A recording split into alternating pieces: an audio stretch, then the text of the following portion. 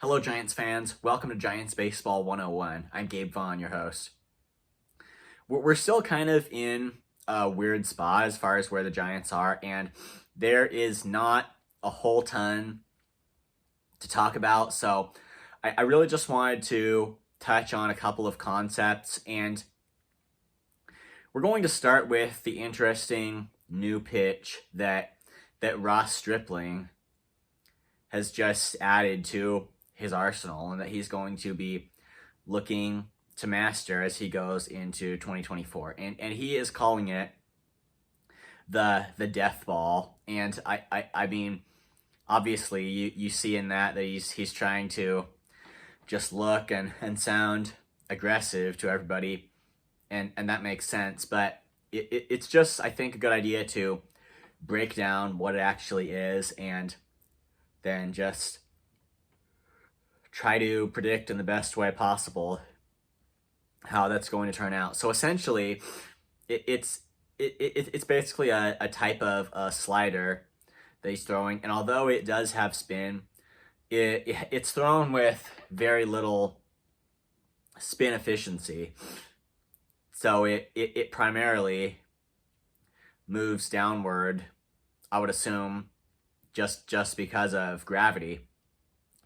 And it's not intended to have significant horizontal movement either. He's essentially eliminating horizontal break on this new pitch.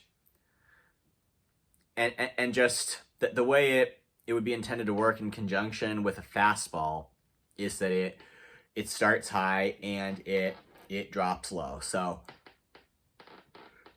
it's just other pitchers have just in the recent past they've tried similar types of pitches, and it's kind of it kind of closely fits the description of I would say a gyro slider at its kind of its maximum,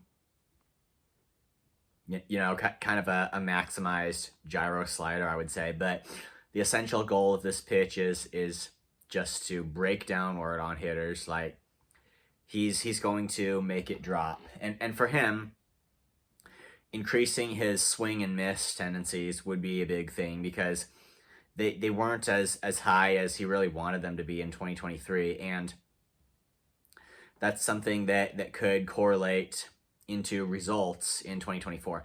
And I will say that it's important to remember that by itself, that it would not necessarily do anything of significance by itself, because Stripling could generate more swings and misses, but if they don't happen at the right times and sequences, in the count, and I mean, the point here is essentially that just adding a new pitch, and even if it's a good pitch that you can throw for strikes, it doesn't automatically by itself change a pitcher, because you could do it and you could get more swings and misses, and it could show some results there. But if hitters are still able to pick you up and ultimately stay alive in the count, and you still at the end of the day give them their pitch to drive, then that's where you might not see significant success. So that's just what's important to remember. Like, a new pitch doesn't change things by itself. It takes 3 strikes to strike a hitter out, or obviously too, just a well located good pitch to get them to ground or pop or fly out. But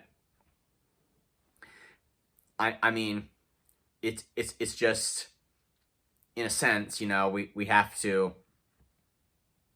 We are going to have to see the whole of Stripling's game, just improve and get on point in order to really expect that there'd be a whole lot out of this new Deathball pitch, and that essentially it's not just something that hitters can get used to after seeing it a few times. But assuming that it does work out right for him, could this be a path for Stripling to get back into rotation on a permanent basis if he performs. And I will just say right here that the Giants, like they're going to, they can't just see him make maybe one or two good starts in spring training and then say, okay, he's a member of our rotation. Like this lost rotation spot for Stripling is something that he is for sure going to have to earn back. There's no way of denying that. And I mean, I think he is going to have to work even harder for it than even, say, maybe Jordan Hicks, because the only thing with him is he's unproven. He could come in and turn out to be great, but Stripling actually has a bad recent track record. So I think for a starting role in 2024, Stripling for sure has even more to prove than even Jordan Hicks, who has been a reliever for basically his entire career. So there wasn't a whole lot to say about this. The ultimate answer is that we have to wait and see, but that's where Ross Stripling is, and it is at least a form of positive news that you've got a guy who's working on his game and who is trying to find ways of improving in 2024. And that really goes into the next point about a 5-man rotation. And right now, I hate to say it's almost February, and it still just does not look like the Giants are going to have that. It does not look like they're going to have a 5-man rotation in 2024. I mean, that could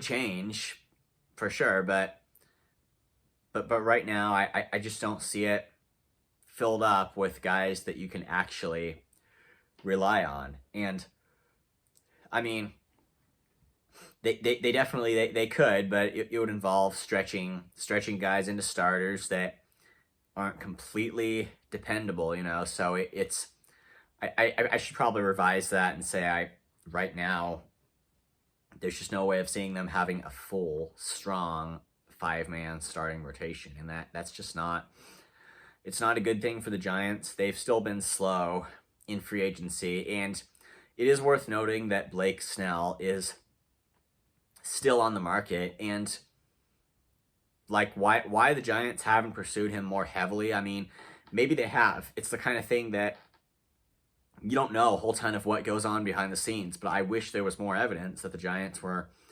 just doing more to get him. And that lack of command thing is something they have to quit being afraid of, because it's a risk you gotta take. Obviously, to this point, he's gotten around with just the ability to work around it and get hitters out with his great stuff. There has to be a hope that he's going to do that now in a market where there was just a larger pool of very top end starting pitching on it. Then that maybe we could put Snell a little farther down on the priority list because of the command issues. But since the market is the way it is, we just can't. Sometime this and several other related lessons are going to be what the Giants have to learn. So yeah, I know there wasn't a whole ton to talk about today, but I just wanted to comment on the stuff that I really saw out there to comment on. So, I mean, until I think we're done until next week, unless of course we get some, questions that can be answered before then. So thank you for watching. This has been Giants Baseball 101. Please subscribe if you haven't. Also, please leave your questions and comments. You know where to do it. I'll see you next time on Giants Baseball 101.